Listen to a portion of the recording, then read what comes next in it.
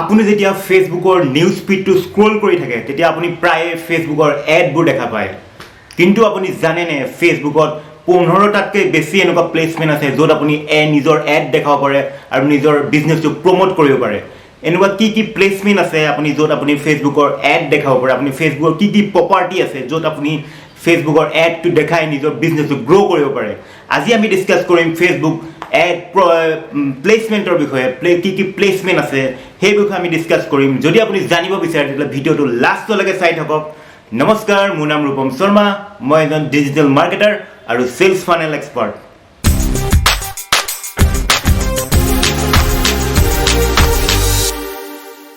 Hello' everyone আজি আমি এটা বহুত ইম্পৰ্টেণ্ট টপিকৰ ওপৰত ডিছকাছ কৰিম সেইটো হৈছে ফেচবুক এড প্লেচমেণ্ট আপুনি ফেচবুকত ক'ত এড দেখাব পাৰে যদি আপুনি এজন বিজনেছমেন হয় আপুনি বিজনেছ অ'নাৰ হয় অথবা আপুনি এজন মাৰ্কেটাৰ হয় আপুনি ফেচবুকৰ দ্বাৰা নিজৰ বিজনেছটো প্ৰমোট কৰিব বিচাৰিছে অথবা বেলেগৰ বিজনেছটো প্ৰমোট কৰিব বিচাৰিছে তেতিয়াহ'লে আপুনি ফেচবুকত কি এনেকুৱা ক'ত আপুনি এড দেখাব পাৰিব সেইটো এটা বহুত ইম্পৰ্টেণ্ট টপিক হয় আজি সেইটোৰ বিষয়ে আমি ডিছকাছ কৰিম এতিয়া মই আহিছোঁ মোৰ ফেচবুকৰ এড মেনেজাৰত এতিয়া আমি যাম ক'ত আপুনি প্লেচমেণ্টত যাম আমি প্ৰথমতে মই এটা প্লাছত গৈ এড ক্ৰিয়েট কৰিছোঁ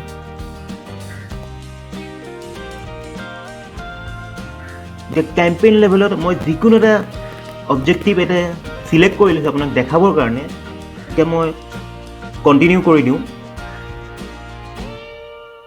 এতিয়া চাওক এতিয়া এড চেট লেভেলত আমি আগৰ ভিডিঅ'ত মই কৈছিলোঁ এড চেট লেভেলত আপুনি প্লেচমেণ্টটো ডিচাইড কৰে প্লেচমেণ্টটো এড চেট লেভেলত ডিচাইড কৰে ক'ত আপুনি এডটো দেখাব এই প্লেচমেণ্টত যদি মই যাওঁ চাওক প্লেচমেণ্টত আহি গ'লোঁ এতিয়া আমি প্লেচমেণ্ট হৈছে ক'ত এডটো আপোনাৰ দেখা পাব সেইটো হৈছে প্লেচমেণ্ট এতিয়া আপুনি ডিফল্ট আপোনাৰ দেখা পাইছে টিক মাৰ্ক মাৰা আছে এইটো অট'মেটিক প্লেচমেণ্ট মানে ফেচবুকে নিজেই আপোনাৰ এডটো টাইপটো হিচাপত আপোনাৰ ফেচবুকৰ এৰাউণ্ড চব গোটেই যিমান প্ৰপাৰ্টি আছে ফেচবুকৰ সকলোতে আপোনাৰ এডটো দেখাব কিন্তু হৈছে অট'মেটিক প্লেচমেণ্ট এতিয়া আমি ক'ত দেখা পাব আপুনি ক'ত দেখিব এইটো কেনেকৈ আপুনি যদি নিজেই চিলেক্ট কৰিব বিচাৰে মই অকল ফেচবুক ফিডৰে চিলেক্ট কৰিম বেলেগত নেদেখাওঁ তেতিয়া আপুনি কেনেকৈ চিলেক্ট কৰিব তেতিয়াহ'লে আপুনি মেনুৱেল প্লেচমেণ্টত যাব লাগিব এতিয়া চাওক মেনুৱেল প্লেচমেণ্টটো চিলেক্ট কৰাৰ লগে লগে আপোনাৰ গোটেই প্লেচমেণ্টৰ আপোনাৰ লিষ্টখন আহি গ'ল ক'ত দেখাই আছে আপোনাৰ এতিয়া অট'মেটিক হৈ থাকোঁতে চবতে চিলেক্ট হৈ আছিলে আপুনি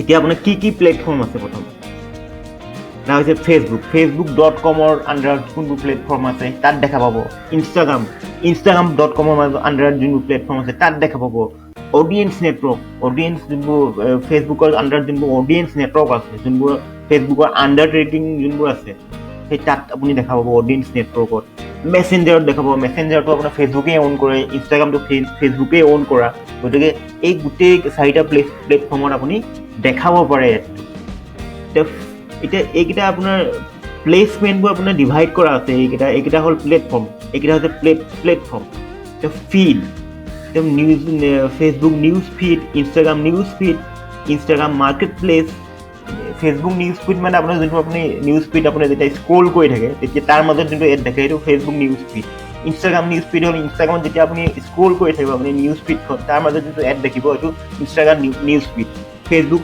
মাৰ্কেট প্লেচ ফেচবুকত এটা মাৰ্কেট প্লেচ আছে চাব আপুনি ফেচবুকত গৈ পেলাই মাৰ্কেট প্লেচ এটা অপশ্যন আছে তাত গ'লে আপোনাৰ বস্তু চেল কৰিব পাৰে আপুনি এইটো মাৰ্কেট প্লেচ তাৰ ভিতৰতো আপুনি যেতিয়া এড দেখাব বিচাৰে তেতিয়াহ'লে এইটো ফেচবুক মাৰ্কেট প্লেচ হৈ গ'ল তাৰপিছত ফেচবুক ভিডিঅ' ফিড ফেচবুকত যোনবোৰ ভিডিঅ' আপোনাৰ ভিডিঅ' অপশ্যন ভিডিঅ' যোনটো আপোনাৰ টেব আছে ফেচবুকত যোনটো অকল ভিডিঅ' আপোনাৰ যোনটো ভিডিঅ' আপলোড হয় সেইটো ভিডিঅ' ফিডত আহি যায় ভিডিঅ' টেবটোৰ ভিতৰত আহি যায় তাৰ ভিতৰত যদি আমি ভিডিঅ' ফিডৰ ভিতৰত আপুনি এড দেখাব বিচাৰে তেতিয়াহ'লে ফেচবুক ভিডিঅ' ফিড আপুনি চিলেক্ট কৰিব লাগিব ফেচবুক ৰাইট কলম যেতিয়া আপুনি ফেচবুকটো যেতিয়া ডেস্কটপত আপুনি অ'পেন কৰে তেতিয়াহ'লে ৰাইট কলমত যোনটো আপুনি এড দেখাব পায় সেইটো ফেচবুক ৰাইট কলম বুলি কয় ইনষ্টাগ্ৰাম এক্সপ্ল'ৰ যেতিয়া আপুনি ইনষ্টাগ্ৰাম এক্সপ্ল'ৰ কৰোঁতে আমি কিছুমান এড দেখা পাব তেতিয়া সেই এডটো হ'ল ইনষ্টাগ্ৰাম এক্সপ্ল'ৰ নেক্সটটো হ'ল মেছেঞ্জাৰ ইনবক্সত যোনটো আপুনি মেছেঞ্জাৰ যোনটো এড দেখা পাব সেইটো হৈছে মেছেঞ্জাৰ ইনবক্স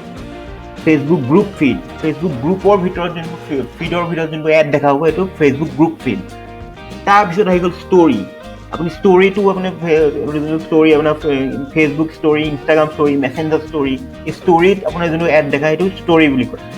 ষ্টৰি এডবোৰ ৰিলেটিভলি অলপ চিপ হয়, অলপ তাৰ দামটো অলপ কম হয় বাকীবোৰ এডতকৈ। গতিকে ষ্টৰিটো নতুনকৈ বেছি দিন হোৱা নাই, 1 বছৰমান হৈছে ষ্টৰিটো ইন্ট্ৰডিউচ কৰা আপোনাৰ। গতিকে ষ্টৰিটো আপুনি চিলেক্ট কৰিব পাৰে।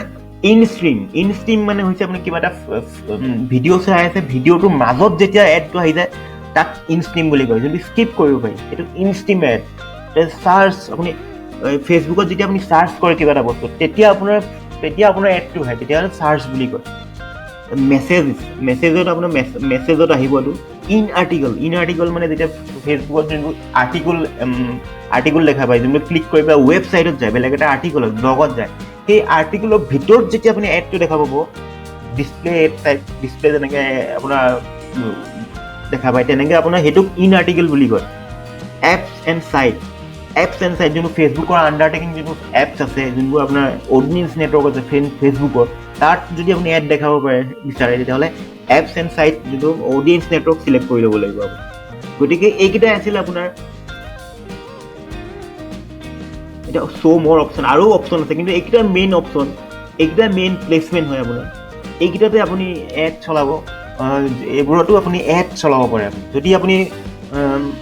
যদি আপুনি যোনটো অট'মেটিক প্লেচমেণ্ট চিলেক্ট কৰি দিয়ে, তেতিয়াহ'লে ফেচবুকে ডিচাইড কৰিব ক'ত এড দেখাব, ক'ত এড নেদেখাব, ফেচবুকে ডিচাইড কৰিব।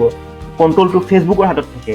আনহাতে মেনুৱেল প্লেচমেণ্টত আপুনি নিজেই চিলেক্ট কৰিব পাৰে ক'ত আপুনি এড দেখাব। এতিয়া কুৱেশ্যনটো হ'ল, আপুনি এই গোটেইবোৰতে দেখাব নে আপুনি অট'মেটিক কৰিব? ইয়াৰ এনচাৰটো হৈছে আপুনি টেষ্টিং কৰিব লাগিব।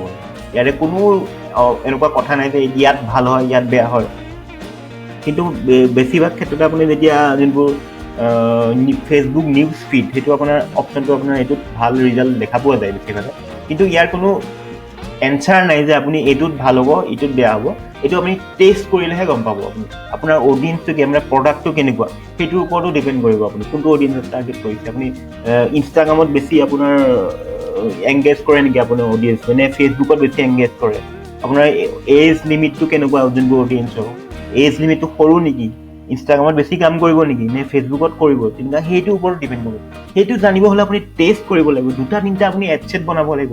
2-3টা এডছেট আপুনি এটা এডছেট বনালে আপুনি অল প্লেচমেণ্ট অট'মেটিক প্লেচমেণ্ট কৰি দিলে। আন এটা আপোনাৰ এড বনালে, সেইটোত আপুনি ফেচবুক নিউজ ফিড কৰি দিলে। এতিয়া আপুনি কম্পেয়াৰ কৰক, দুটাক কম্পেয়াৰ কৰক, কোনটো বেছি ভাল হৈছে, কোনটো বেছি আপোনাৰ ৰিজাল্ট কোনটোত বেছি পাইছে। সেই ৰিজাল্টৰ ওপৰত আপুনি একশ্যন লওক। তাৰপিছত আপুনি বাজেট বঢ়াওক। প্ৰথমতে আপুনি ডিচাইড কৰিব নোৱাৰে যে এইটোতে ভাল হ'ব, এইটোতে বেয়া হ'ব। তেনেকুৱা কোনো ডিজিটেল মাৰ্কেটিঙত তেনেকুৱা কোনো নাখাতে। ডিজিটেল মাৰ্কেটিং খাতে অকল টেষ্টিঙৰ ওপৰত, আপোনাৰ ৰিজাল্টৰ ওপৰত, আপোনাৰ যোনটো নাম্বাৰ আছে নাম্বাৰৰ ওপৰত, যোনটো নাম্বাৰ আপোনাৰ দেখাইছে, কোনটো নাম্বাৰ ভাল হৈছে, সেই নাম্বাৰৰ ওপৰত আপুনি একশ্যন ল'ব লাগিব। আগতে ধৰা বন্ধা নিয়ম লৈ পেলাই আপুনি কৰিব নোৱাৰে। গতিকে আপুনি টেষ্ট কৰক আৰু টেষ্ট কৰক। এইটোৱে আছিল আপোনাৰ আজি ভিডিঅ'টো বহুত ইম্পৰ্টেণ্ট আছিলে। আপুনি আজি এতিয়া যাওক, এতিয়া গৈ পেলাই আপুনি এড একাউণ্টত যাওক, আপুনি নিজৰ এড একাউণ্টত গৈ পেলাই আপুনি স্ক্ৰল কৰক, কোনটো আপোনাৰ নিউজ ফিডত দেখাব নে ক'ত দেখাব, সেইটো মানে এবাৰ টেষ্ট কৰি চাওক। আপুনি অলপ নেক্সট আপোনাৰ প্ৰডাক্টটোৰ আপোনাৰ টাইপটো কি, সেই টাইপটো হিচাপত আপুনি এটা 2-3টা অডিয়েঞ্চ বনাওক। অডিয়েঞ্চ বনাই পেলাই আপুনি সিহঁতক প্লেচমেণ্ট হিচাপে টাৰ্গেট কৰক। তেতিয়া আপুনি ৰিজাল্টটো গম পাব, কোনটো ভাল হৈছে, কোনটো প্লেচমেণ্ট ভাল আপোনাৰ কাৰণে, কোনটো বেয়া। আপুনি ৰিজাল্ট চাই পেলাই ডিচিজন লওক। সেইকাৰণে মই ইমান জোৰ দি কৈ আছোঁ কথাটো, এইটো বহুত ইম্পৰ্টেণ্ট হয়। যদি আজিলৈ ইমান এই ভিডিঅ'টো, যদি আপুনি ভিডিঅ'টো ভাল পালে আপুনি লাইক কৰি দিব। আৰু যদি ডিজিটেল মাৰ্কেটিং আৰু চেলছ ফানেল আৰু এটা বিজনেছত কেনেকৈ অনলাইন গ্ৰ' কৰিব পাৰি সেইটো বিষয়ে জানিব বিচাৰে, তেতিয়াহ'লে মোৰ চেনেলটো ছাবস্ক্ৰাইব কৰি দিব। মই এই চেনেলটোত মোৰ উদ্দেশ্য হৈছে অসমৰ যোনটো লোকেল বিজনেছবোৰ কেনেকৈ মাৰ্কেটিঙৰ দ্বাৰা নিজকে গ্ৰ' কৰিব পাৰে, সেইটো মিছন লৈ মই চেনেলটো বনাইছোঁ। যদি এইটো চেনেল বা কাৰোবাৰ এজন মানুহৰ লাভ হৈছে, তেতিয়াহ'লে মোৰ চেনেলটো বনোৱা মোৰ এইটো সাৰ্থক হ'ব। গতিকে আপোনালোকে মৰম দিব। আজিলৈ ইমানেই, ধন্যবাদ।